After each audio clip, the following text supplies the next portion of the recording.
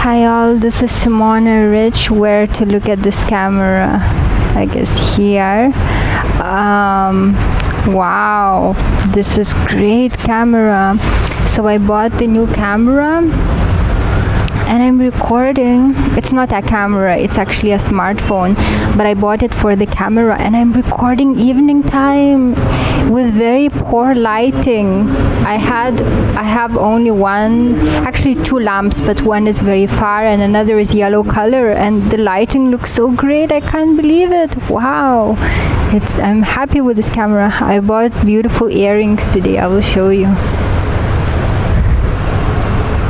Let's see if it zooms in.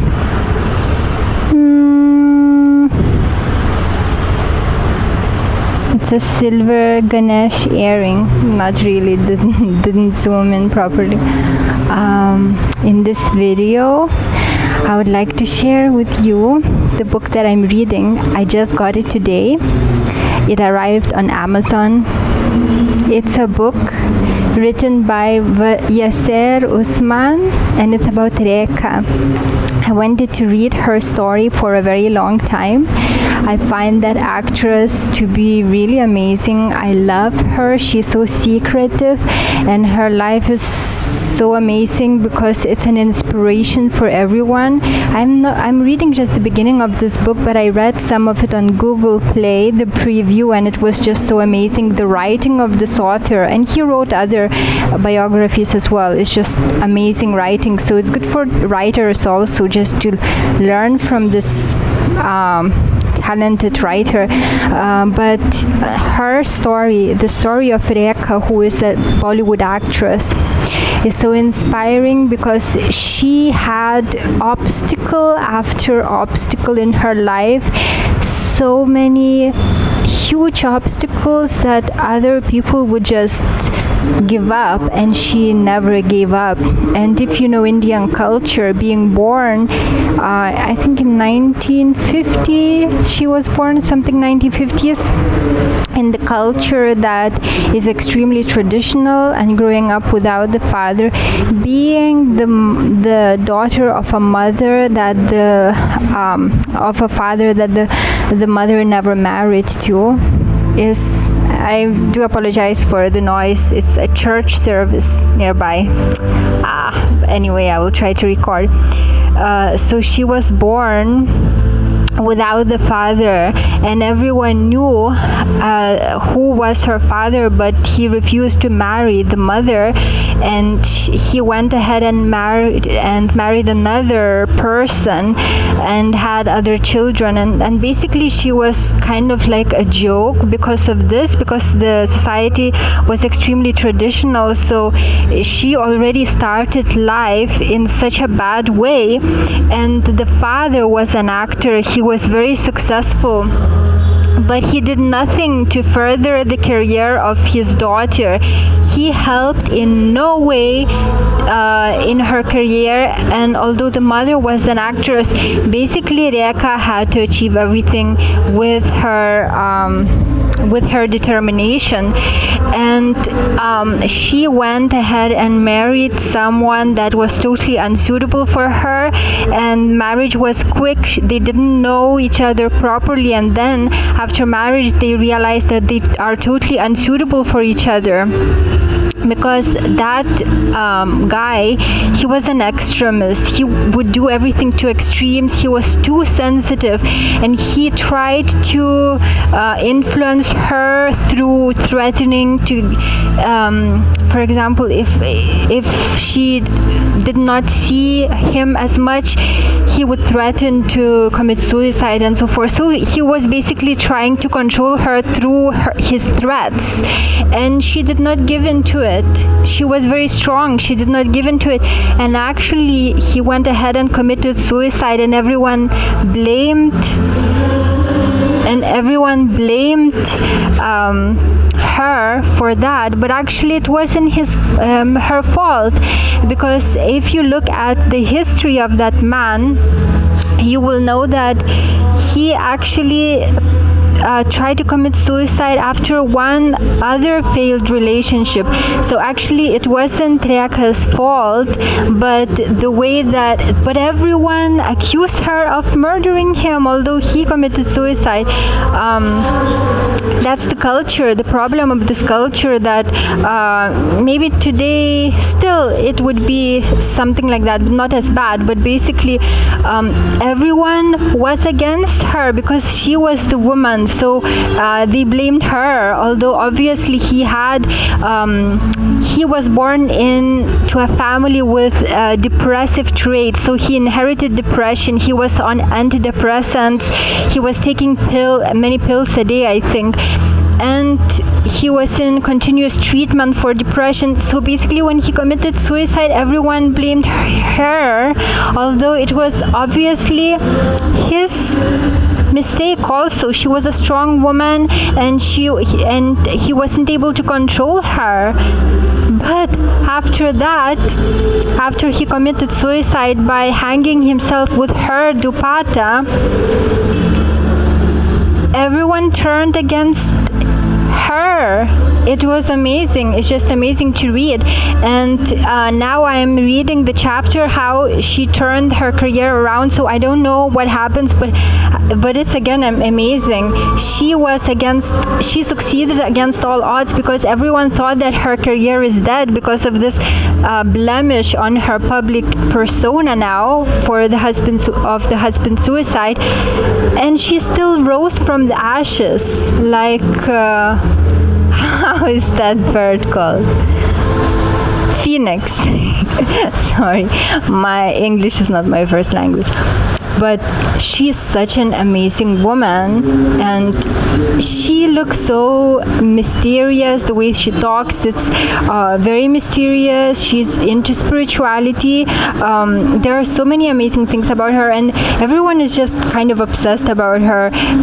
They are interested in her life intensely, but she doesn't discuss anything, and she hardly ever gives any interviews. She's so secretive, and that's why I think people are so interested in her. And her beauty, she's, I think, maybe 67 or something like this, I'm not sure exactly, but she looks stunning. So this woman really fascinated me, and I was so happy today to see my Amazon delivery arriving. So I'm so interested in finishing this book.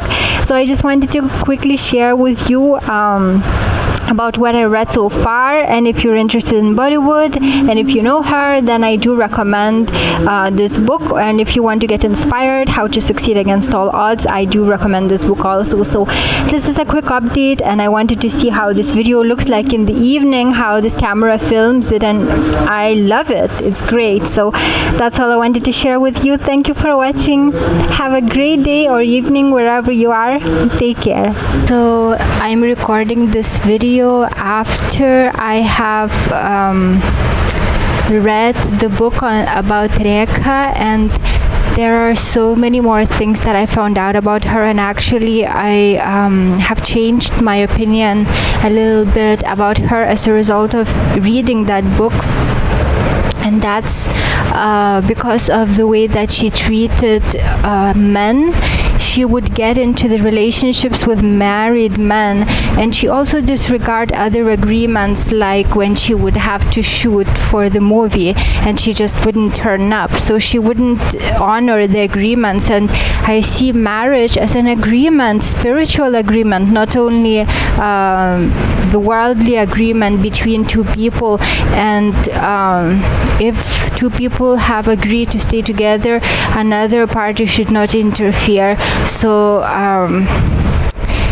that's what I found out about her, and I never knew it. And it was very interesting. Another thing that I found out, actually I knew this before, about her total transformation. When she was young, she did not look pretty, but then she just totally transformed herself. So I'm interested to see what her natal chart says about her transformation, as well as her love life, because she had many men in her life, but none of her relationships were successful. successful. So I'm interested to see what her natal chart says about her relationships, also about her transformation. Now, she used to be so outgoing and she would tell me the media everything, but then after the death of her husband, she became very withdrawn, not it's just reclusive. So I'm interested to see what her natal chart has to say about this. I actually had to set up her natal chart myself because the time is not very certain, but it's told that she was born at 3 a.m. and I think she had a night birth, because the way that people look, the way that they behave in the public, you can actually sometimes tell whether the person was born at night or daytime. Sometimes it's very obvious. And the way that she is, I believe her to be a night person. So it could be true that she was born at 3 a.m. She's South Indian from Chennai. And yes, indeed, her ascendant could be Virgo because she's single. She remained alone and she had many troubles in relationships, and this is very usual for Virgo suns or Virgo ascendants. And I also believe that her natal chart is the correct one here, is because we can see the moon in her 7th house in Pisces. So this would make the partner kind of female-like, which you can see from his face he was, meaning he was emotional, tended to overeat, got himself into dramatic situations. And yes, indeed, this could be an indicator that the person would be so excessively attached and emotional that he might be even capable of committing suicide. And we can see that the moon has connection with Saturn, which is again sometimes gives lack of self-confidence, and he was not confident. Her husband was not confident in himself because he always tried to prove his self-worth through his wealth. So he basically worked very hard to make money, and then tried to, through his wealth, make friends with celebrities just to give himself self-esteem. And we can also see that the ruler of Pisces, Neptune, is in her house of wealth, which makes the partner contribute to her finances. And it's true, he was a wealthy man. So it seems that this chart is the correct one, and also for the fact that Pluto is in the 12th house, close to the ascendant, giving her that very intense, passionate and obsessive nature. And we can see that in her eyes, especially in her young years. You can just see that passionate, very intense nature in her eyes. And I actually checked her palms, and it's so difficult to find. She kind of tends to hide them because she is now secretive. And you can see if the way that she held the palm, it could be that I'm wrong, but it seemed that her heart line goes all to the end of the Jupiter mount, which means that she would be very obsessive in love. She would go to extremes in love. And we know that she also even almost committed suicide when her love, I don't remember what happened, maybe the other person left her, something like this, and it was too much for her. And from the biography that I'm reading, it became clear that when she's in love, nothing else matters to her. No work, no commitments. Even if she's committed to do some movie, she can drop everything just to be with another person. And her love nature is indeed obsessive, because we see that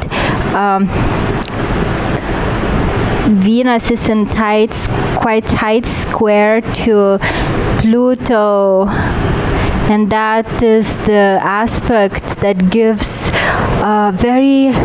it gives lustful nature. And we can see that her Venus is in the sign of sex Scorpio, which will give extremely sensual nature to her, and everything just magnifies it. Other aspects like Mars trine to the conjunction, sextile to Mars, trine to the conjunction of Uranus and Jupiter. So her love is so expansive and so intense. She should be so magnetic, such a magnetic individual. If you would meet her, probably you would just absolutely feel her magnetism.